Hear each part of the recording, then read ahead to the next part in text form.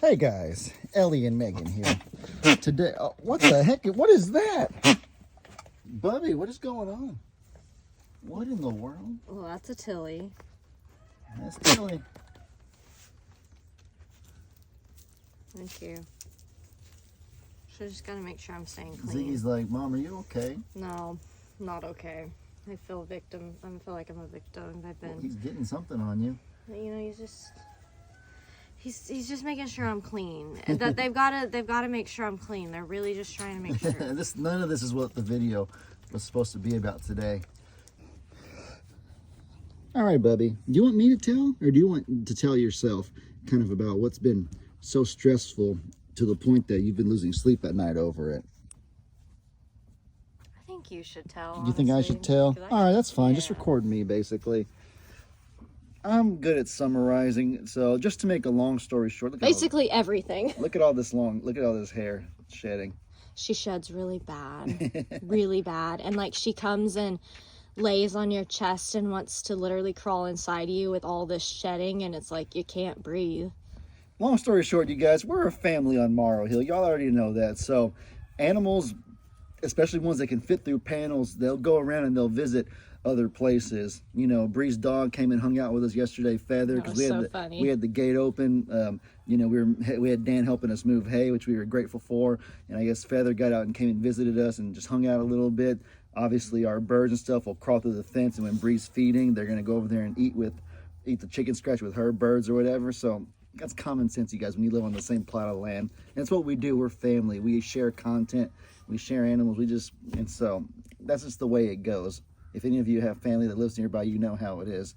And so it just kind of boggles, not really my mind, because I've learned, I guess, not to put it past people anymore. But I guess for Meg, it just debilitates her and bothers her seeing the negative comments about if our chickens are over at somebody else's house, or Libby the pig that's the main one that gets out. She's still small enough to be able to fit through the panels. You know, you see those squares right there. Most animals can't fit through that, except for, like, you know, a cat or a chicken. But Libby the piglet is still small enough to squeeze through those squares, and she can really go anywhere she wants to. And you know what? Here's the thing with Libby. I can speak to this part.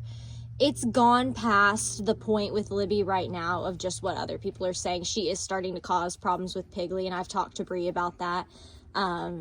And so, like, with the chickens and all that, yeah, that's just stressful, just hearing people talk bad about it when nobody else on the hill, like Bree, doesn't have a problem with it, you know? But Libby is causing problems. And so, long story short, this has been stressful for you, and so I want to help you fix it today. Yay. I'll be able to sleep. It won't be a problem. I know exactly what to do. Yay, Maisie! Look at Maisie hanging out with Horace. Hi, piggies. Hi. Basically, you guys, this is the area that we want to put Libby in with the other pigs. As you can see, we have hot wire, and so that'll keep, you know, normal sized pigs from getting out. But Libby can crawl under it pretty easily. She's little enough to fit under, and Meg was trying this sort of wire, this chicken wire right here, but this stuff is flimsy. I've used this many times in the past, and it never worked well for me, except for super small inconveniences. But Libby is a digger, and so we're gonna have to do something a little more significant to get her to stay. Good thing is I know exactly where to look. Any sort of, I don't want to call it trash, but anything that's like reusable for something. There's a lot of good materials here. It helps us conserve and save money. It's good to recycle and reuse things that are still good. And so there's plenty of that stuff over here in this area. And so I'm gonna try to find something more solid, some sort of solid materials to help us with our dilemma. I see right here, there's some stuff. This could work right here. This right here is nice, but only problem is actually, on this part, these squares are small enough, right, to where she wouldn't fit through. Don't you think? Yeah, so you would have to flip that. Well, yeah, flipping it, because these squares are way too big, but these top two ones are pretty little. What the heck is this cage right here? That's interesting. No, this is like the family scrapyard, if you will. And so we make good use of this area relatively often. All right, this right here is going to be a good piece.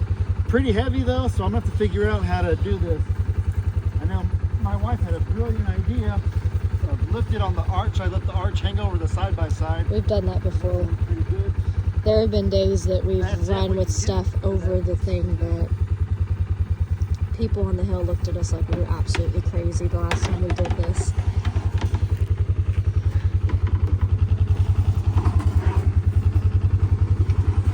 Oh! Guys, we're a ragtag operation over here. Look what I had to do. I had to zip tie this thing to the side by side. That's the only way it was going to stay on. It's so jagged and crooked that it would have fallen off the second we took off, and it's too heavy for someone to hold while driving. So I had to zip tie it like this. It's a good thing that I keep zip ties in the back of the side by side. We're a ragtag operation. I'm not even going to deny it. But you know what? This is how we get stuff done. So I don't regret it one bit.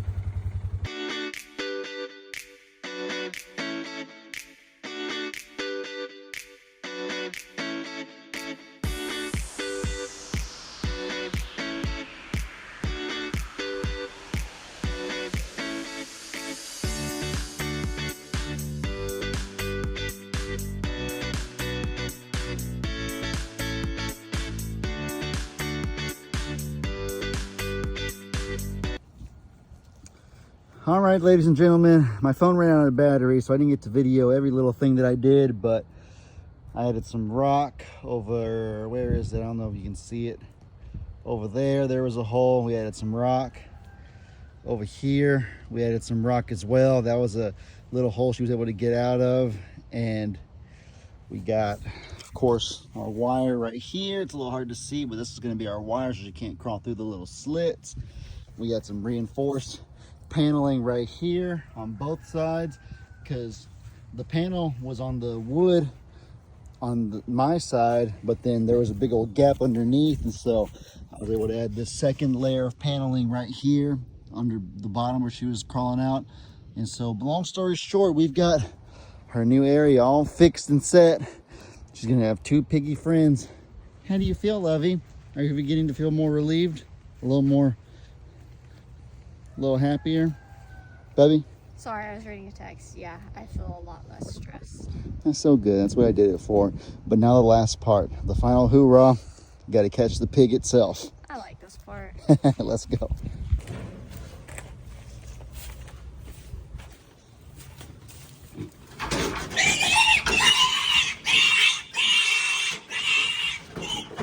Yeah. Well, she's in. And now we turn the hot wire on and she won't be able to go back out of that. Do y'all see what the problem is I now? think she, if she fit in, I think she can fit out. But we can get the trickster snare and just put it right here real quickly. It'll take 10 seconds. This is the problem, guys. Y'all just witnessed it. How do you keep in an animal that will literally hurt herself to get out? She will try to hurt herself in order to get away.